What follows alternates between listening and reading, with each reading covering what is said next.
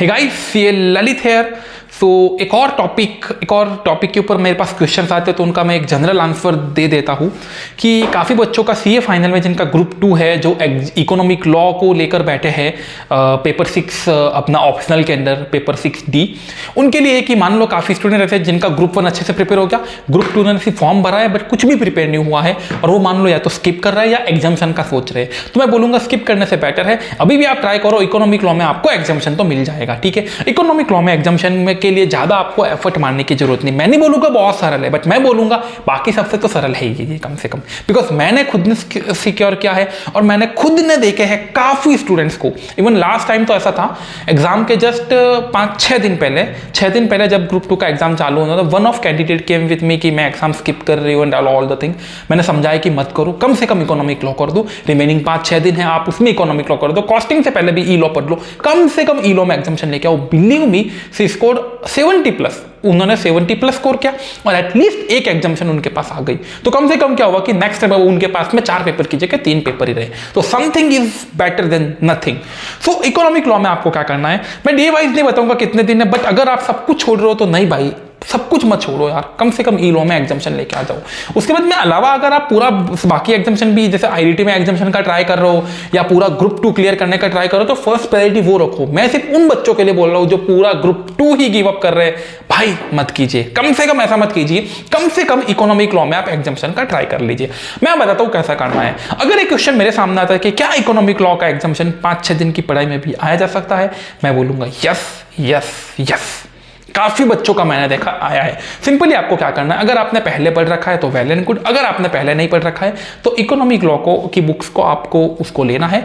उसके अंदर जैसे पहले 6 चैप्टर हुए करते थे, अभी रिसेंटली कुछ नोटिफिकेशन आकर बीच में 1-2 चैप्टर डिलीशन हुए और उसके बाद में मैंने फिर से सुना कि फिर से कुछ एडबैक हुए हैं।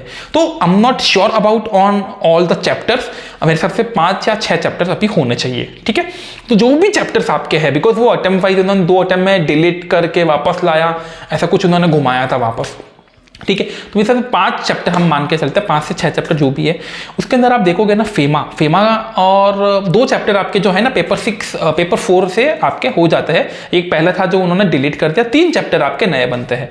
आपको क्या प्राइमरी फोकस करना है, सबसे पहले जो नए वाले चैप्टर आप उनको कर लो, एक दिन में आराम से होता है गाइस। आपको बुक लेकर आपको देखो यहाँ पर कुछ भी याद नहीं करना है, कुछ भी नहीं करना है, सिर्फ आपको समझना है और आपको इस तरीके से समझना है कि आपको थोड़ा बहुत आइडिया हो कि हाँ यार इससे रिलेटेड प्रोविजन कहां पे है, पेनल्टी के प्रोविजन कहां पे है। ठीक है, तो मतलब टॉपिक वाइज प्रोविजन बुक्स में कहां पे लिखे वो आपको, या आप अगर 2 बार भी पढ़ लोगे तो आपको थोड़ा बहुत आइडिया हो जाएगा कि चैप्टर के स्टार्टिंग में ये है, बीच में ये है, लास्ट में एग्जैक्ट पेज नंबर आपको याद रखने की कतई जरूरत नहीं है। तो ये पहला कॉल है कि आप स्टार्टिंग के दिन में जो भी आपके 6 दिन आप लेके चलते हो, टारगेट करना 4 दिन के अंदर आपको एक बार कम से कम पूरा के पूरा पढ़ लेना है। उसके बाद में 2 दिन के अंदर 1-2 रिवीजन आपको कर लेने हैं, बट आपका हो जाएगा। मैं फिर भी बोल रहा हूँ 6 दिन, 5 से 6 दिन की पढ़ाई के अंदर भी इकोनॉमिक लॉ में एग्जाम्शन लाई जा सकती है। ठीक है, तो आपको पढ़ना, मैं उतना डिटेल में नहीं जाऊंगा कितने दिन क्या पढ़ना, आपको एक दिन में जो बड़े बड़े चैप्टर जैसे फेमा हो गया आपका, ठीक है, ये फेमा हो गया और एक कंपटीशन एक्ट करके हो गया, तो आपको ऐसे करके एक दिन में वो पढ़ना और बाकी के जो छोटे छोटे एक्ट है वो आप एक दिन में 2-2 करके खत्म कर सकते हो। आपको सिर्फ पढ़ना है, सिर्फ अंडरस्टैंडिंग लेनी। अगर अंडरस्टैंडिंग में भी इशू आता है तो आजकल यूट्यूब के ऊपर भी काफ़ी फैकल्टीज ने रिविजन लेक्चर डाल रखे हैं, काफ़ी ने पूरे के पूरे वीडियो दे रखे हैं। तो आप एक काम करो, मोबाइल को अपने साइड में रखो, सामने रखो, ईयरफोन लगाओ अपने और 1.5, 1.75, 2 जो भी स्पीड आपको सूटेबल हो उस स्पीड पर आप लगा के समझते जाओ, करते जाओ, आपका ये जल्दी से हो जाएगा। ठीक है, तो ये आपको ऐसा एक बार पढ़ना है, 3 से 4 दिन में एक बार पूरा के पूरा पढ़ना है। देन आपके 2 दिन के रहेंगे, उसमें आपको 1 या 2 रिवीजन, मैं नहीं बोलूंगा 2 दिन में 2 रिवीजन थोड़ा सा मुश्किल है, बट 1 रिवीजन आप कर लो। और थोड़ी सी केस स्टडीज है जो आपको फॉर्मल वे पे पहले आप पूरा कंसेप्ट करेंगे, पहले कंसेप्ट और कम से कम 1 रिवीजन पूरा के पूरा करेंगे। देन आप केस स्टडी के ऊपर चले जाओ, केस स्टडी देख लो।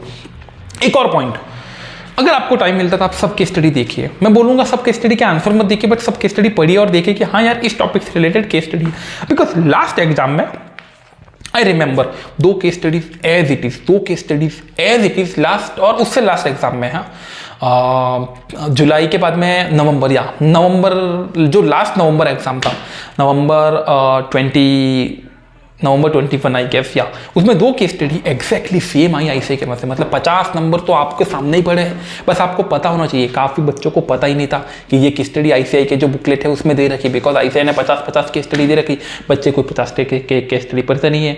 तो कई बार आप क्या करो, थोड़ा सा आप इस साइड से पढ़ लो, थोड़ा सा पीछे से पढ़ लो। उन्होंने पीछे से उठा के केस स्टडी दे दी, बच्चों को घर पे आने के बाद पता चलो अरे यार ये तो बुकलेट में से आई है। पूरा के पूरा सेम, पूरा के पूरा फिगर तक सेम थे उसमें, जो कैलकुलेशन पार्ट था उसमें। तो गाइस इसलिए आप देखो जितना टाइम मिलता है केस स्टडी एक बार देखो, साथ में लेके जाओ केस स्टडी वहाँ पे भी, बिकॉज वहाँ पे आपको देखने, वहाँ से नए से देखने का टाइम नहीं मिलेगा। घर से कम आपको देखा होना चाहिए। आंसर चाहे मत देख लिए, क्वेश्चन देख लीजिए कि इस टॉपिक से रिलेटेड ऐसा ऐसा क्वेश्चन करके केस स्टडी है। अगर कॉपी पेस्ट आता है तो छापना रहा भाई साहब, सिंपल सी बात है। 25 मार्क्स का सीधा मार्क्स आता है, ठीक है। तो ये केस स्टडी से संबंध है। फिर एक और बात, 40 मार्क्स का एमसीक्यू आता है और बाकी का 60 मार्क्स का आपके ये आता है। आपको 5 में से 4 वो क्वेश्चन एग्जैक्टली सही करने हैं जिनमें आपको एमसीक्यू में आप पूरे के पूरे मार्क दे सको। बिकॉज एमसीक्यू में तो क्या है, यस और नो, या तो 2 मार्क्स या 0 मार्क्स, यहाँ कुछ नहीं है। प्रोविजन वाले में क्या है कि एग्जामिनर के थॉट के ऊपर डिपेंड करेगा कि वो आपको कितने मार्क्स देना चाहेगा। यहाँ ऐसा कुछ नहीं, या तो आएंगे 2 मार्क्स या आएगा 0 मार्क्स। तो आपको एमसीक्यू में कम से कम 40 में से 36 या 38 लाने ही है। एक तो एमसीक्यू में गलत का स्कोप हो सकता है, बाकी आपको स्कोप नहीं रखना इससे ज़्यादा। अगर आप 36-38 यहाँ लेके आते हो तो फिर हमारी लड़ाई रहती है 20 से 25 मार्क्स की, जो आप रिमेनिंग 60 मार्क्स में से लेके आ सकते हो। 50% भी लाओ तो 30 मार्क्स एग्जामिशन निकल जाती है। तो मैं सिर्फ लास्ट ये बोलूँगा, बिलीव मी एग्जामिशन पॉसिबल है। 5 से 6 दिन की पढ़ाई में भी एग्जामिशन पॉसिबल है, कम से कम इकोनॉमिक लॉ में तो, ठीक है। So that's it from my side. इसके बाद में भी अगर आपको कुछ भी डाउट हो तो आप पूछ सकते हो। Thank you guys.